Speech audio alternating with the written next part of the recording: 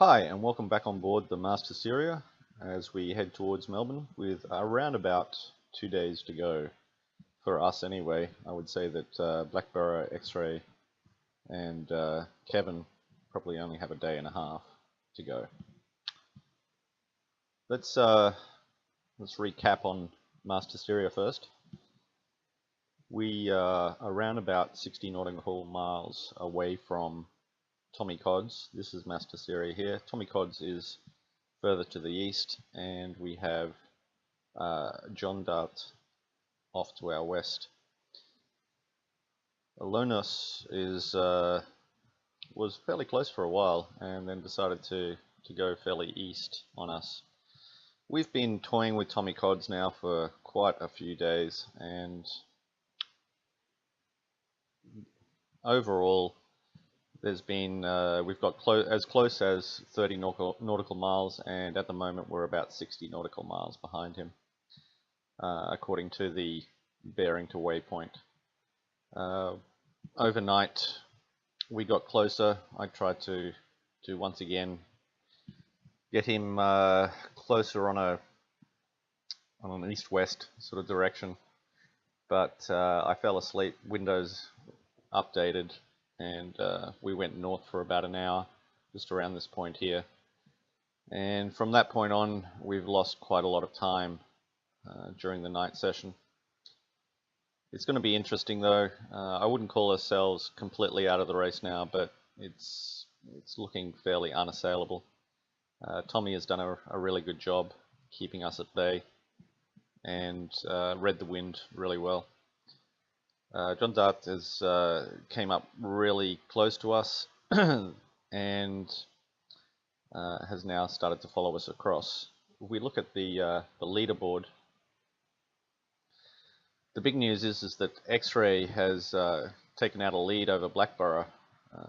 Just a few days ago, Blackborough was around about 100 nautical miles in front of X-Ray, and then I don't know, maybe Blackborough made a mistake or took the wrong direction, but X-Ray has certainly caught up. Kevin continues to catch these guys as well, which is quite astonishing. As you can see, Tommy here is that's 60 nautical miles, and Alonis and John Dart are around about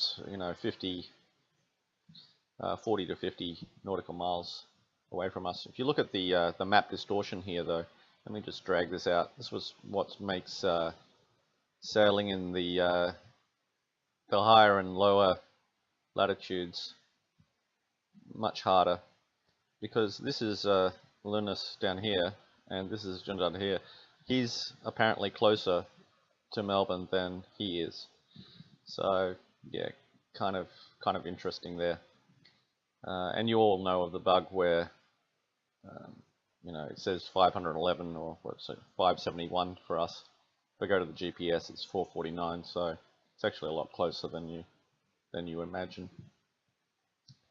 We're on a Kodo at the moment, clipping along at around about the speed of the wind, trying to keep ahead of that. And if we go to windy here, the news is that the blue blob is following us in. Hopefully we won't be caught by it, but this system over here is basically sucking all of the wind out of this area of the map. And so as we go forward, you'll notice that this blue blob moves with us towards Melbourne, and we've just got to keep out of its way. Hopefully we can be faster than the wind at most occasions, and so we can get in here. Melbourne looks to be the doldrums. All depends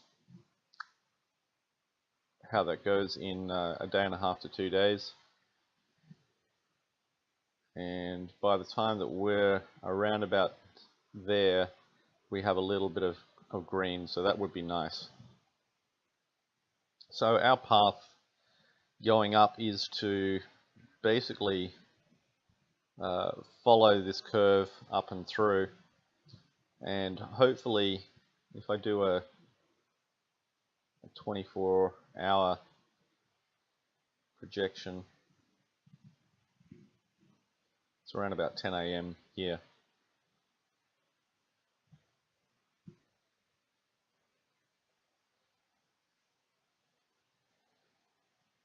Okay, I should have made that for myself, and I do a distance and planning,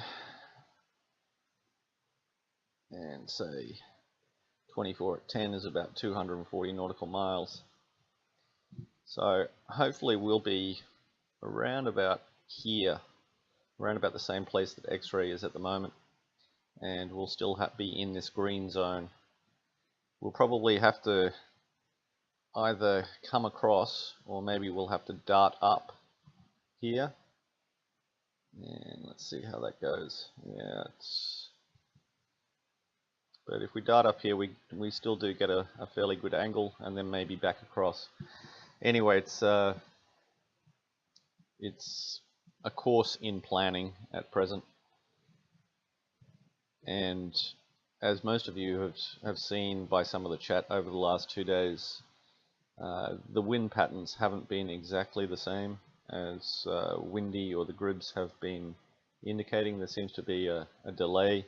There was definitely a delay last night of maybe 1 to 2 hours, maybe even longer at some stages. And so that's the basic news. Let's talk about some of the other guys who are in this race here. This poor bugger here, full moon. It's probably in a bit of the doldrums here. These guys to the south, including Carl and who's this? Frank Black. Yeah, they're on the edge of this this blue system. They're probably going to have to come across to the east and then jibe up, most likely, because as the system moves forward, I guess they could possibly just keep on the end tail of it, but yeah, not very good for them. The guys up on the northwest quadrant, such as Noshrimmer and the Dane, who has fallen back a little bit here, they're not going to have very good wind at all. In fact, yeah, I can't see how they can make up the distance here. They've got the wind against them, so they'd be on a jib, and they either have to go north and then cut back across, or come down this way, and either way they're going to be swallowed up by, I would imagine, this bunch of boats down here. Who else do we need to look at? Someone on the far side here. Slow-mo, who usually is pretty good at tactical nounce. He's off the pace a little bit here. Went very south, I imagine. He's in some pretty good wind, but once again he's going to have to follow it up and hope to outshine these guys here, which he probably could do because he'll have a better angle to it. So as for the leaders, I can't see Blackborough coming back here. You know, even though Blackborough is doing some pretty good jibes to come across, downwind racing is in these boats in particular, it's very hard to. The app has died.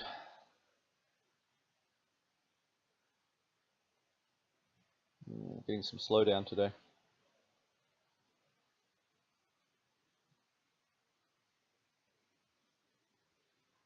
Yeah, not sure what's going on.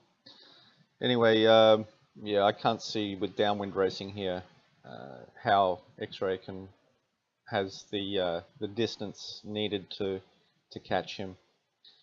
None of us are going to catch these three, so that's 1, 2, and 3 there.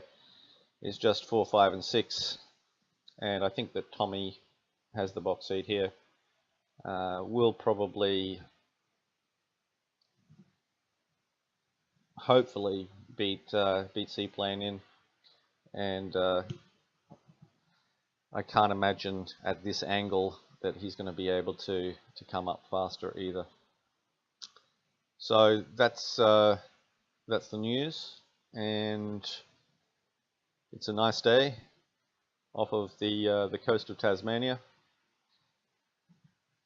Fairly flat conditions. Wish the wind was a little bit higher, and I hope you don't get caught in the blue blob. Thank you very much.